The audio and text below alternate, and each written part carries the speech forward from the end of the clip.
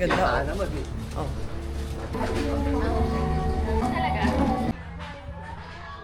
Lambangis.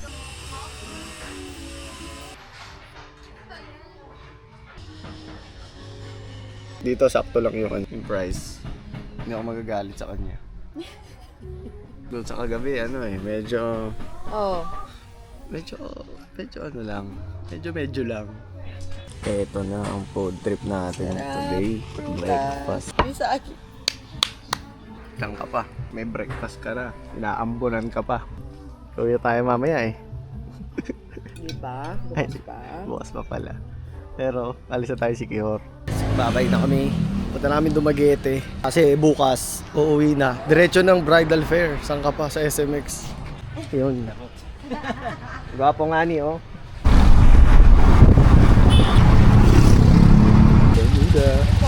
Thank you po. Okay, salamat. Thank you, kuya. Yan ang mga taga Netflix. Nagdadatingan na. Dumadami na sila, oh. Kulay asul kasi. Pwede na dyan maligo eh. Teka na. Teka lang. Oo. Tingnan mo naman yung tubig, oh. Good morning.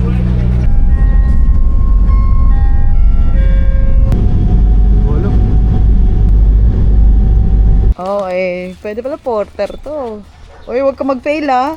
Up. Up. Uy.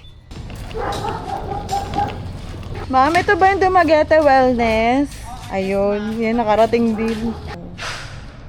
So, it's a bahay na pina-Airbnb. So dito tayo mag-stay. Itong bahay, merong mga room. Tapos, ito. Tambayan na malupit. May benta rin silang drinks. Tapos di ko alam kung ano to. Grill ata to. Yan. Tapos may pool. Uy. Marimar, nakabihis na naman. Mahaba yung pool. Ano to? Pag makulit yung anak mo, pwede mo dito ilagay. Tapos, garden. First day namin, diyan kami nag-check-in. Anong mga nagustuhan mo sa Siquijor? Everything. Lahat? Huh? Highlights Maganda. na, highlights. Ako, ang gusto ko is the people. Yun nga, sabi ko sa'yo, they're so friendly. Meron silang falls, meron silang mga ilog, meron silang mga beach. However, if you're a beach person, like me, ayaw sa mga mabato. Puro mabato kasi ang mga beach nila doon. Hindi ko alam if may hindi lang kami napuntahan.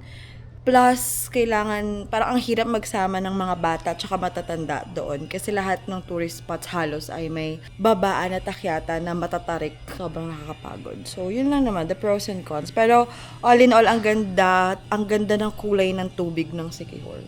Cliff jumping. Yeah. Ayun kasi yung isa sa pinakamataas ko na natalon sa buong buhay ko. Kaya hindi ko pa yun makakalimutan. Yung presyo ng mga bilihin sa Siquijor, hindi pa ganun kataas katulad sa iba. Oo pala yan. Budget meal. Marami naman eh, maraming kainan doon. Meron pa ang super budget meal eh. Yung bar, yung boulevard. Good morning.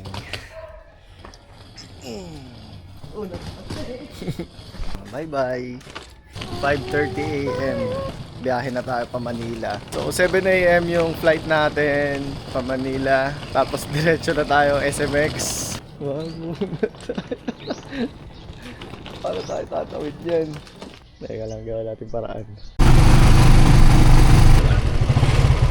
Dito natin sisimulan yung araw natin. Dumaguete Airport. Dito na rin kami mag-breakfast.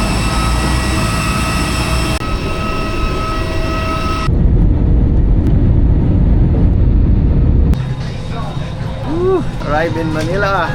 Alam mo talaga, tagal na wala eh.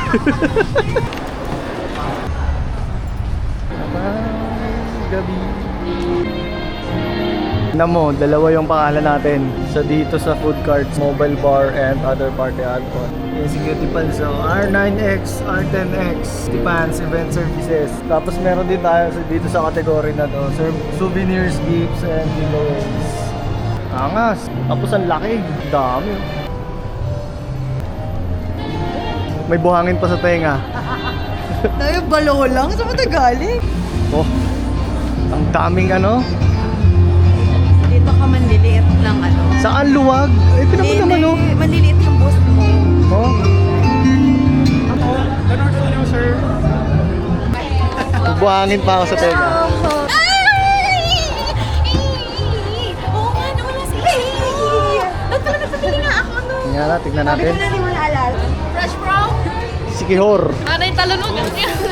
Yan eh, ganyan na lang kaya ibigay natin talaga lahat. Parang free taste sa SM eh. Ipan.